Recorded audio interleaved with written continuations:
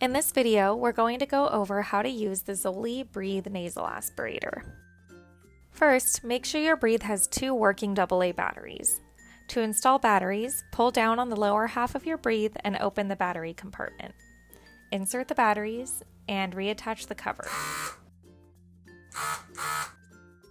Next, make sure the 2 silicone O-rings are securely in place. You can find these O-rings by removing the clear collection reservoir. Reassemble all parts so that they're securely fitted together. And you're ready to go.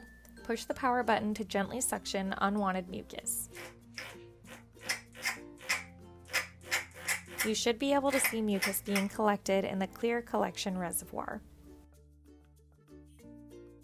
To clean, just remove the silicone tip and reservoir and rinse with water and a mild detergent.